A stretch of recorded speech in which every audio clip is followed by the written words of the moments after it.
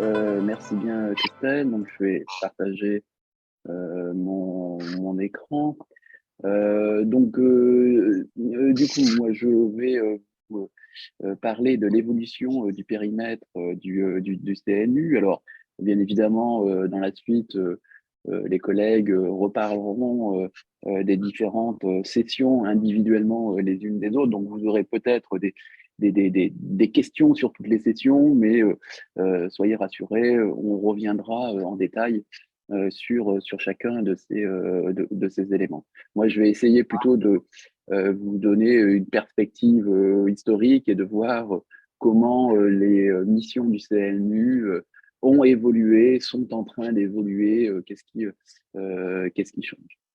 Comme Christelle l'a mentionné, je suis le président actuel du CNU 27 et eh bien, je fais les précédentes présidentes et présidentes étaient aussi membres de Spécif Campus. Par exemple, je peux citer Annick Montanvert qui a fait 2 mandatures, Daniel Etiamble qui a fait 1 mandature, ou Daniel Herman qui a fait également deux mandatures, tous des collègues de Spécif Campus. Donc peut-être que avant de proprement parler à proprement parler de l'évolution, je vais peut-être rappeler quelques fondamentaux à propos du CNU. Donc désolé pour celles et ceux d'entre vous qui connaîtriez déjà cela. Mais donc, juste pour rappeler quelques textes, rappeler que ben voilà, le Conseil national des universités est une instance nationale consultative et décisionnaire. Alors finalement, ces deux objectifs sont peut-être importants parce que on va s'apercevoir qu'elle est peut-être de plus en plus consultative et de moins en moins décisionnaire, même si on reste décisionnaire sur un certain nombre de choses, et que donc on se prononce sur des mesures relatives à la carrière des enseignants-chercheurs des établissements qui dépendent du ministère de l'Enseignement supérieur et de la Recherche. Cette phrase est aussi importante parce que nous ne sommes pas les seuls enseignants-chercheurs dans les établissements du MESR. Il y a des enseignants-chercheurs dans des écoles qui dépendent du ministère de l'Industrie, par exemple les écoles du groupe Mines Télécom, qui sont en dehors du périmètre du CNU et qui sont régis par leurs propres règles. Donc voilà, il y a environ 102 établissements, donc 102 universités et écoles d'ingénieurs qui accueillent des enseignants-chercheurs qui dépendent du MESR, et le CNU s'occupe de ces personnes-là. Alors, bien évidemment, il y a un décret qui régit le fonctionnement du CNU. Ce décret a été abrogé plusieurs fois depuis qu'il a été mis en place en 1992. Et je vous ai mis ici sur Transparent le lien vers la version consolidée actuelle du décret. Donc voilà, les sections sont disciplinaires. Donc nous, on a une seule section pour l'informatique. Hein. D'autres disciplines ont plusieurs sections. Les maths, par exemple, avec une section de maths et une section de maths appli. D'autres, la biologie et la chimie, ont aussi plusieurs sections. Ce qui explique que au final, il y a en tout 52 sections. Alors, une petite parenthèse, en fait, les disciplines de santé ont des sections à part. Donc, c'est 52 plus les sections des disciplines de santé. Et les disciplines de santé ont aussi un CNU à part, donc un CNU qui est dit CNU Santé. Donc ici, là, les 52, c'est toutes les disciplines sauf les disciplines de santé. Et donc ces 52 sections sont regroupées en 11 groupes, et nous, on est avec les maths, donc les sections 25, 26 et 27. Donc, au sein de chaque section, il y a 2 tiers d'élus et 1 tiers de nommés. Donc, Christelle mentionnait que les élections vont avoir lieu à l'automne, donc c'est tous les 4 ans. Les élus sont renouvelés avec des élections de liste. Il y a la moitié de titulaires et la moitié de suppléants. Alors, bon, dit comme ça, on pourrait penser qu'il y a une hiérarchie. En fait, dans les pratiques de nombreuses sections, y compris la section 27, on ne fait pas de différence entre titulaires et suppléants. Chacun et chacune siège de façon indifférenciée.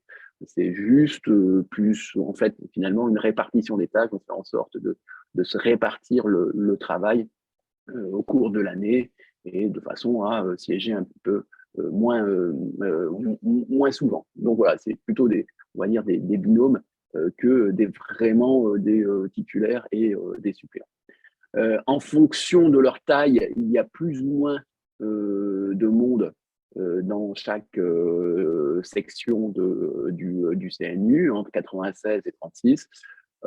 Bien évidemment, l'informatique étant la plus grosse section, là je vous ai mis les chiffres, hein, plus de 3300 membres, et puis la deuxième, la mécanique, la section 60, à 1000 enseignants-chercheurs de moins que nous, étant la plus grosse. Nous sommes la section avec le plus de membres, 96, hein, mais il y en a d'autres aussi à 96 membres, par exemple les maths appli ou l'automatique. Au niveau des personnes qui siègent, il y a une règle comme quoi on ne peut pas faire plus de 2 mandats consécutifs en tant que titulaire. Et donc voilà, donc que ça soit élu ou nommé. Voilà, on peut enchaîner en étant une fois suppléant et puis après titulaire et puis réenchaîner autre chose, mais finalement ici la fonction de titulaire fait que on peut pas en faire de plus à la suite. Voilà, il y a un bureau, chaque section a un bureau. Pareil, les bureaux, ils ont entre 4 et 6 membres en fonction de la taille de la section. Nous, on est à 6 membres. Voilà, tous les membres élisent un président ou une présidente. Et puis après, chaque corps, prof ou assimilé et maître de conf ou assimilé, élisent un VP et puis un ou deux assesseurs. Les 52 sections de CNU dont je parlais sont regroupées au sein d'une instance qui s'appelle la CPCNU, hein, la Commission permanente du CNU, qui, de nouveau, elle, élit un président ou une présidente. Actuellement, c'est Sylvie Boer, qui est prof à Rennes 2, qui est présidente de la CPCNU pour cette mandature. Et au sein de notre groupe, donc avec les 2 sections de maths, c'est Fabrice Planchon, qui est prof à Sorbonne Université et qui est aussi président de la section 25, qui est vice-président pour notre groupe. Et donc, la CPCNU, c'est un petit peu voilà, l'instance qui va faire l'interface entre les sections du CNU et l'ensemble de l'écosystème de l'enseignement supérieur et de la recherche. Donc, c'est notamment la CPCNU qui va aller discuter régulièrement, plus ou moins régulièrement, on va dire, avec le cabinet de la ministre, avec France Université, avec le CONRS ou avec le HCERS, pour discuter de tout ce qui a trait aux carrières des enseignants-chercheurs, à l'évaluation de ces carrières et aux procédures en général. Donc formellement, la CPCNU se réunit 2 fois par an à 2 AG par an, et entre ces AG, il y a des groupes de travail qui sont mis en place, et chaque fois qu'il y a des sujets importants à discuter, par exemple, quand il a fallu discuter des conséquences de la LPR, on s'est réunis plus souvent en visio, par exemple. Formellement, je vous ai remis sur ce transparent l'ensemble des missions qui sont dévolues au CNU. Donc, je ne vais pas faire une lecture de ces transparents, mais voilà, on retrouve les fonctions auxquelles vous avez habitué et qu'on va passer en revue aujourd'hui, de qualification, de CRCT, de promotion, de suivi de carrière, et puis maintenant de RIPEC et de repyramidage. Donc peut-être ce transparent-là, c'est un petit peu le cœur, en fait, finalement, de mon intervention aujourd'hui sur l'évolution. Hein. Donc les missions du CNU, finalement, ont beaucoup évolué, notamment ces dernières années. Donc, initialement, hein, on était sur la qualification, les CRCT et les promotions. On va dire c'est les trois sessions historiques du CNU où on est décisionnaire. Voilà. En 2014, le gouvernement a décidé que la PEDR serait également évaluée par le CNU, donc le CNU donnerait un avis sur la PEDR. Donc précédemment, précédemment à la PEDR, c'était la PES, la prime d'excellence scientifique, qui elle-même, encore avant, c'était la PEDR, donc il y a eu une sorte de yo-yo, ça a été la PEDR, la PES, et puis de nouveau la PEDR, mais sur la PES et sur l'anciennement PEDR, en fait, c'était des commissions ad hoc qui étaient constituées par le ministère qui donnaient des avis sur la PES ou sur l'ex-PEDR. Donc, à partir de 2014, ce sont les sections de CNU qui ont donné des avis sur la PEDR. Un petit peu en même temps, mais un petit peu décalé, a été mis en place en fait le suivi de carrière. Alors le suivi de carrière a eu une longue histoire, hein. Il y a eu de nombreuses discussions, notamment entre 2011 et 2016, sur comment mettre en place le suivi de carrière. En fait, cette histoire de suivi de carrière, on peut même la faire remonter à 1984 hein, et au décret initial qui fixe nos missions d'enseignants-chercheurs et d'enseignantes-chercheuses. Hein, le décret de 84 parle déjà d'une évaluation tous les 4 ans. Cette évaluation n'avait jamais été vraiment mise en place. Et il y a eu un décret en 2009 en fait, qui a essayé de relancer l'affaire. Donc, ce décret de 2009 a abouti au processus de suivi de carrière, donc, qui a de nouveau été discuté pendant 5 ans. Donc, bien évidemment, parce que le sujet était assez sensible. Pour aboutir, il y a eu des expérimentations. Certaines sections ont fait des expérimentations. On n'en a pas fait en 27, mais ça a abouti à une mise en place en 2017 dont on va rediscuter dans la suite. En 2020, il y a eu la loi de programmation de la recherche qui a changé beaucoup de choses. En particulier, la LPR a supprimé la qualification prof pour les maîtres de conférences dépendant d'un établissement du ministère de l'Enseignement supérieur et de la Recherche. Alors, ma phrase est un petit peu longue. Hein. Ça ne veut pas dire que la qualification PR a disparu. La qualification PR existe toujours. Par exemple, pour des collègues qui sont chercheurs, qui sont dans le privé ou qui sont à l'étranger.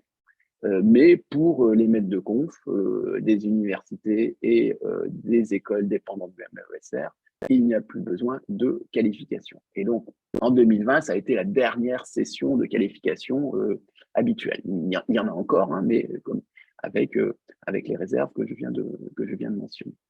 2021, en fait, la PEDR avait commencé en 2014. 2021, ça a été la dernière session PEDR parce que suite à la LPR et aux discussions entre le ministère et les organisations syndicales, il y a eu la mise en place d'un plan dit de revalorisation des carrières des enseignants-chercheurs qui ont abouti à 2 dispositifs. Un premier dispositif qui est la RIPEC et un deuxième dispositif qui est le repyramidage, donc des sessions qui sont apparues en 2022. Et puis, donc, j'ai mis une petite astérix sur dernière session PEDR. De nouveau, ça ne veut pas dire que la PEDR a disparu. En fait, la PEDR continue à exister. mais pour les praticiens hospitaliers, donc les PUPH et les MCF-PH, donc les personnes qui relèvent du statut des disciplines de santé, pour les lauréats IUF et pour les lauréats de distinction scientifique. La liste de qu'est-ce que c'est qu'une distinction scientifique était pas forcément très arrêtée. Donc voilà, la PEDR continue à exister pour un certain nombre de personnes, mais en tout cas pour la plupart d'entre nous, l'APR n'existe plus et a été, entre guillemets, remplacée par la RIPEC, parce que bien évidemment, comme on en reparlera, le périmètre n'est pas le même. Donc voilà, ça c'est une évolution. Et finalement, une dernière évolution que je mentionne, à partir de cette année, hein, c'est tout nouveau, donc la qualification PR, qui était précédemment valable pour 4 ans seulement, devient valable pour une durée illimitée. Donc nous avons procédé aux qualifications PR il y a 10 jours, donc les personnes que nous avons qualifiées le sont pour une durée illimitée. Alors, je précise bien que c'est pour la qualification PR. Les qualifications maître de conf continuent à être valables 4 ans. Et donc, à l'issue de la période des 4 ans, les personnes peuvent demander à être requalifiées, mais c'est plus le cas pour les qualifications PR. Et donc, ces missions qui ont évolué, elles vont continuer à évoluer. Elles sont en train de continuer à évoluer au sens où, depuis en 2022, en fait, en 2022, il y a eu des discussions autour du contingent national pour les promotions, hein, du contingent national CNU, où il y a eu, des tentatives pour supprimer ce contingent national et faire en sorte que toutes les promotions soient délivrées uniquement par les établissements. Suite à la mobilisation qu'il y a eu l'année dernière, le ministère est revenu sur ce projet et le CNU continue à avoir un contingent de promotion sur lequel on statue. Les choses ne sont pas forcément très claires et il n'est pas évident que ce sujet ne reviendra pas sur la table à un moment ou à un autre. A priori, pour 2023, les choses semblent claires.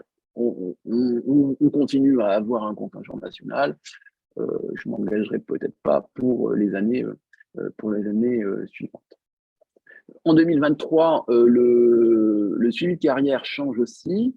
Donc précédemment, le suivi de carrière, il y avait des vagues d'établissements. Grosso modo, les établissements étaient scindés en 5 vagues et puis c'était chaque année un cinquième des établissements. Alors c'était un petit peu plus compliqué que ça parce que ça dépendait des établissements et des sections. Mais bon, voilà, grosso modo, un cinquième de l'ensemble qui était invité à déposer un dossier de suivi de carrière, sachant qu'on peut aussi toujours, au fil de l'eau, n'importe quand déposer un suivi de carrière. On a maintenant fait un tour des 5 vagues, et puis à partir de cette année, il n'y a plus de vagues. Donc en fait, c'est tous les établissements, toutes les sections qui sont invités à déposer un dossier de suivi de carrière. Bon, on reviendra également, bien évidemment, sur comment nous, en section 27, on traite le suivi de carrière plus tard. Voilà. Et puis, dernière chose que je voulais pointer, c'est que le système RIPEC va changer aussi. Vous avez certainement vu passer le fait qu'il y avait un nouveau décret, hein, le nouvel ministre et nouveau décret. On en reparlera également. Tout n'est pas encore complètement arrêté dans les modalités. Normalement, la campagne RIPEC va bientôt ouvrir. Hein. Ce sera, comme l'année dernière, les dossiers seront à déposer pour fin mars, début avril. Mais voilà, il y aura certains changements aussi sur la campagne RIPEC. Donc voilà un petit peu, grosso modo, pour cette évolution des missions.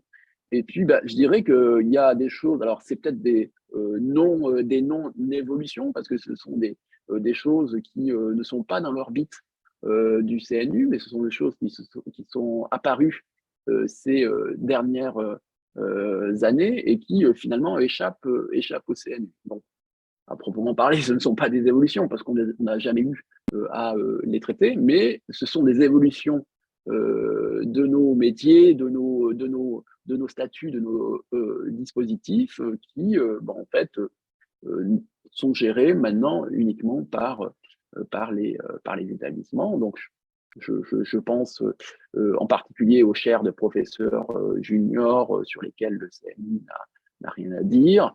Je pense également aux congés pour projets pédagogiques qui sont entièrement gérés par les établissements. Et je pense également à l'expérimentation de la possibilité pour les établissements de demander à déroger à la qualification et pour pouvoir recruter sans qualification, qui est un dispositif prévu par la LPR. Voilà, alors concrètement, bon, je ne connais pas la situation dans tous les 102 établissements français. Je n'ai encore jamais entendu dire si un établissement s'était saisi de cette possibilité. À ma connaissance, non. Mais bon, voilà, a priori, la LPR permet de faire cela, donc des recrutements pour lesquels l'avis du CNU n'a plus lieu d'être. Donc voilà un petit peu pour ces non-évolutions. Donc je vais revenir un petit peu sur un autre élément plus macroscopique, hein, comme je l'ai dit en introduction. Finalement, il y a deux types, et comme on le verra dans la suite, hein, il y a deux types de sessions. Il y a les sessions pour lesquelles le CNU est décisionnaire, qui sont les missions historiques. Et puis, il y a les sessions pour lesquelles on donne un avis. Alors, un autre élément qui est apparu suite à la LPR, c'est que pour les sessions RIPEC et repyramidage, finalement, on donne un avis, mais en plus, en fait, finalement, si on n'en donne pas, c'est pas grave, parce que l'avis du CNU est considéré comme rendu. Voilà. Si on ne se prononce pas, finalement, ça ne bloque pas le processus. Les établissements peuvent continuer la procédure sans que le CNU n'ait eu à rendre d'avis. Donc voilà, c'est une autre inflexion sur le rôle du CNU. Nous ne donnons plus qu'un avis, et en plus, si on ne le donne pas, c'est pas grave.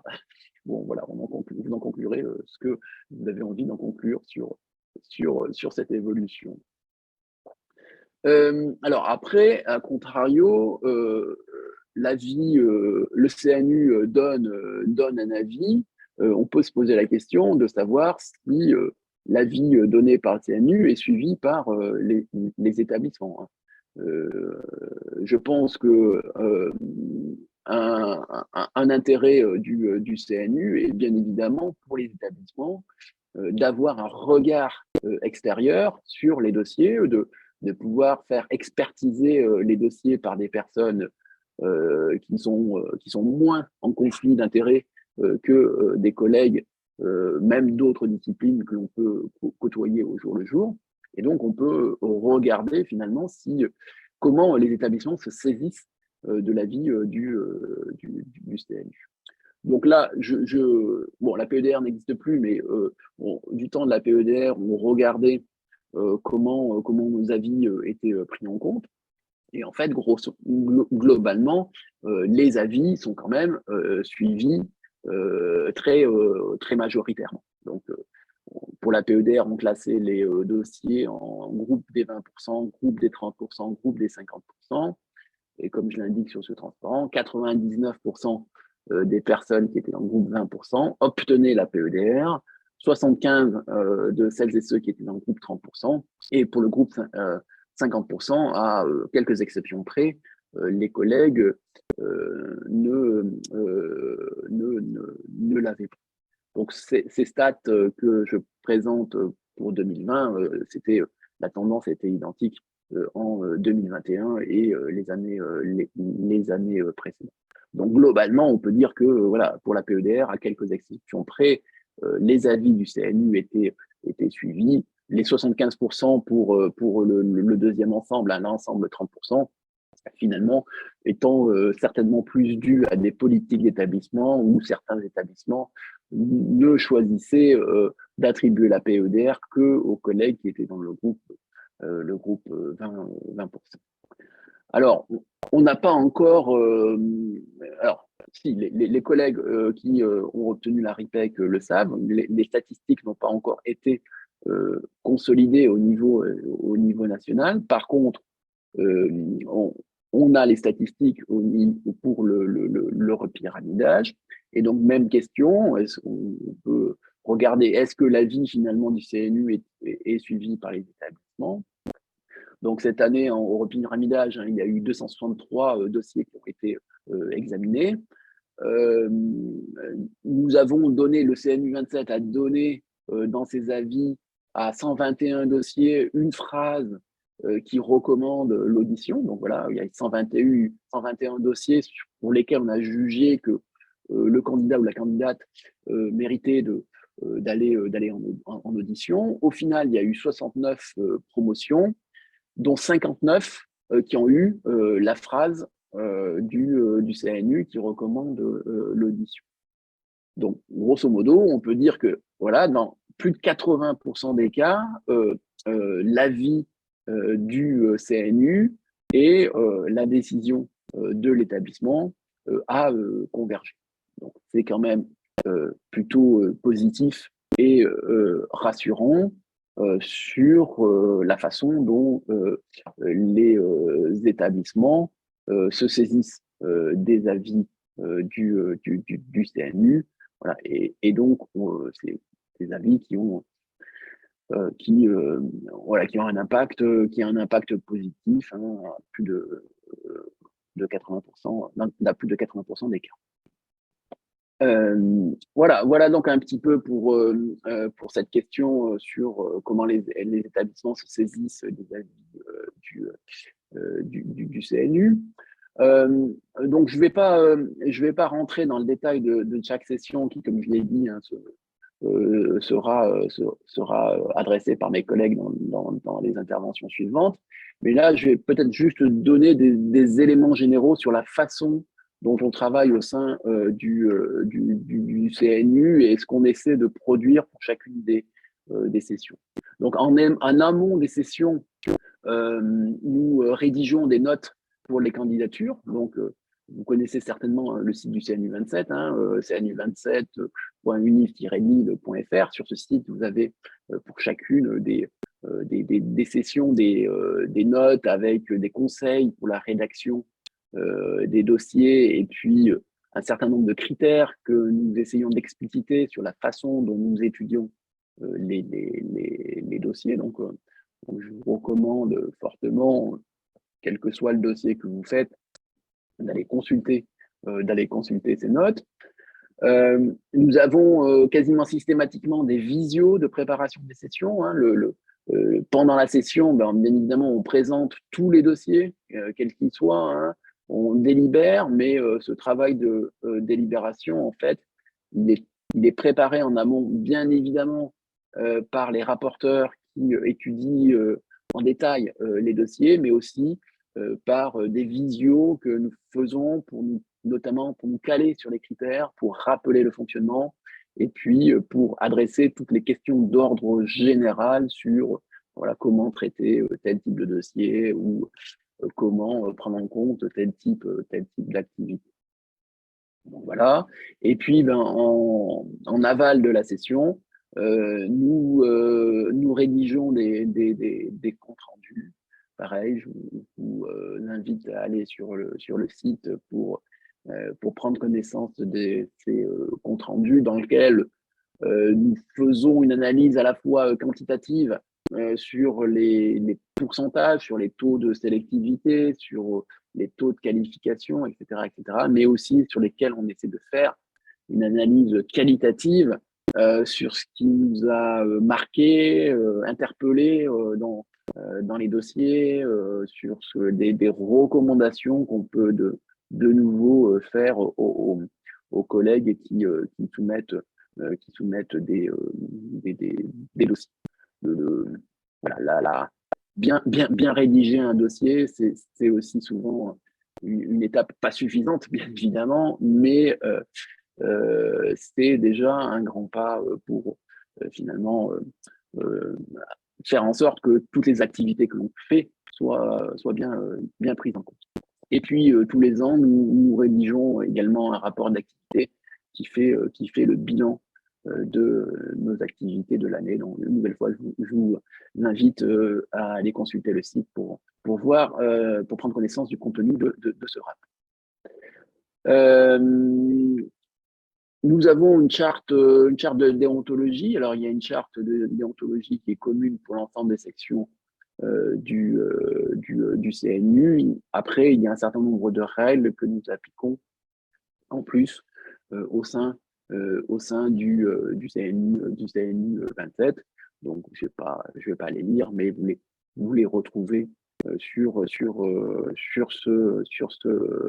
transparent.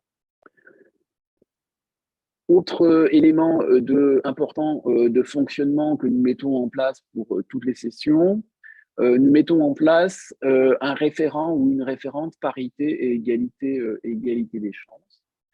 Donc, bien évidemment, tous les membres du CNU sont sensibilisés à ces aspects parité et égalité des chances, mais il y a à chaque fois une personne. Alors, la personne change, hein, c'est pas tout le temps la même personne, mais voilà, pour chaque session, on désigne. Alors, on en désigne plusieurs souvent, hein, on en désigne deux ou quatre selon la façon dont on travaille. Mais ce sont des personnes qui sont encore plus que les autres chargées d'avoir une écoute active et attentive aux aspects parité et égalité des chances, de façon à pouvoir intervenir à bon escient si il ou elle constate que voilà, des éléments qui n'ont pas lieu d'être et qui sont de nature à entraîner des biais par rapport à la parité ou à l'égalité des chances sont mentionnés et qui sont aussi chargés en fin de session de débriefer et d'établir un bilan sur ces aspects parité ou égalité des chances. Donc voilà, c'est quelque chose qui existe bien évidemment dans d'autres comités et qui nous a semblé intéressant de systématiser pour toutes les sessions du CNU. Voilà, je vais finir par donner quelques chiffres qui donneront aussi peut-être une tendance sur l'évolution du nombre de dossiers que nous examinons. Donc voilà, par exemple, en 2022, nous avons examiné 2379 dossiers, dont voilà, 1739 dossiers de collègues qui sont maîtres de conférences ou profs, les autres étant des dossiers de demande de qualification. Et donc, au-delà des chiffres détaillés, je pense que un chiffre qui me semble important de se rendre compte, c'est que nous avons vu passer en 2022 40,4% des enseignants-chercheurs de la section 27. C'est-à-dire que 40,4% des enseignants-chercheurs de la section 27 ont soumis au moins un dossier, d'autres plus, hein, je vous laisse prendre connaissance des chiffres, mais ont soumis au moins un dossier en 2022. Je trouve que c'est assez conséquent. Donc, par rapport à des remarques qu'on peut faire sur on ne serait jamais évalué, ben, non, c'est pas vrai. Vous voyez que là, si on continue sur une trajectoire comme celle-là, en 2 ans et demi, le CNU 27 aura, en moyenne, bien évidemment, aura vu passer des dossiers de tous les enseignants-chercheurs de la section. Voilà, et puis si vous voulez un petit peu de détails sur les chiffres, je vous les ai mis ici, session par session. Donc, ce qu'on peut constater notamment, même si c'était peut-être attendu, vous voyez le passage de la PEDR au RIPEC alors que d'habitude, on examinait un petit peu moins de 500 dossiers de PEDR. Voilà, en 2022, on a examiné un petit peu moins de 800, donc c'est pas un doublement, mais pas loin, de dossiers de RIPEC. Alors c'est normal, hein, parce que par rapport à la PEDR, les missions couvertes par la RIPEC sont plus larges. Il y a la partie enseignement, il y a la partie tâches collectives. Il n'y a pas que la partie recherche. Mais donc voilà, combiné avec le pyramidage, ça fait ce chiffre de 2379 dossiers que nous avons examinés l'année dernière. Autre élément contextuel, donc vous voyez là le nombre de dossiers de qualification baisse aussi un petit peu. Alors il y a deux facteurs. Donc comme je l'ai dit, il y a le fait que la LPR a supprimé la qualif pour les maîtres de conf du MESR. Mais même sans ça, même si on regarde juste les chiffres pour la qualif maître de conf, les chiffres diminuent un petit peu chaque année. Donc on verra bien si ça se confirme dans les années à venir. Mais on est plutôt sur une pente légèrement descendante qu'autre chose, même si cette année, ça a remonté un tout petit peu. Donc on verra par la suite. Voilà. Et bien, écoutez, c'est tout pour mon intervention. Je vous ai remis ici le site web du CNU27 ainsi que le Twitter de la section.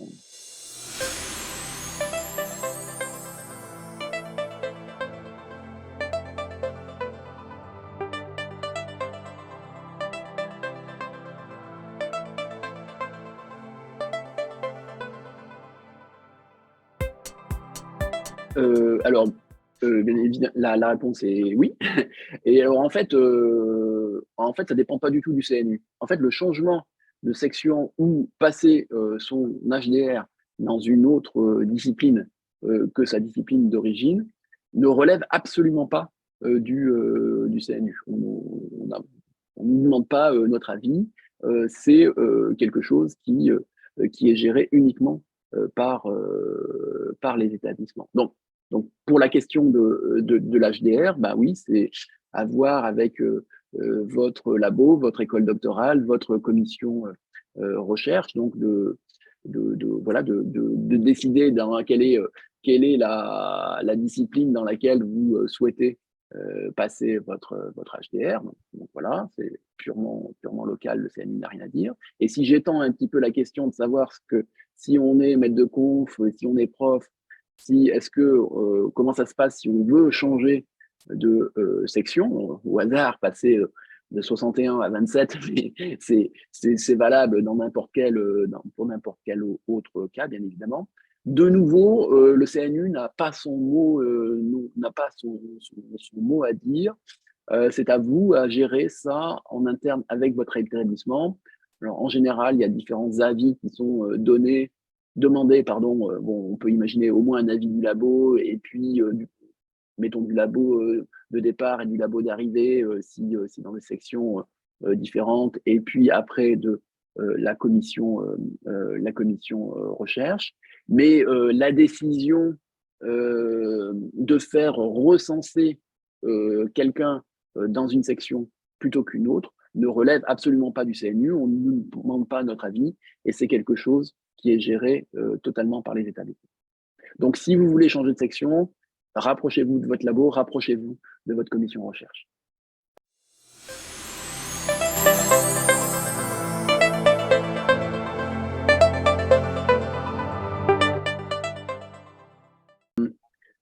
Ce qu'il faut voir, c'est que ce n'est pas forcément ce temps-là qui est le plus significatif.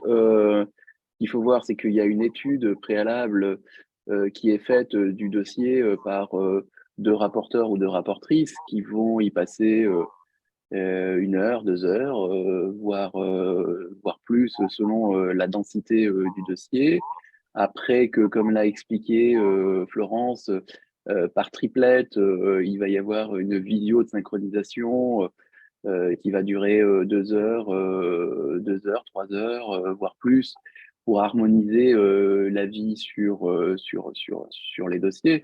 Donc en fait, il y a un très gros travail en amont qui est fait sur les dossiers et que finalement, le temps en session n'est que la partie visible de l'iceberg et que donc effectivement donc tous les dossiers sont présentés en session, donc ça dépend de la volumétrie, mais une présentation de dossier ça peut durer 5 aux alentours de 5 minutes et puis après il y a un temps il y a un temps de délibération. Donc certes le temps en session est court, mais il y a toute une phase amont de préparation qui est bien plus conséquente.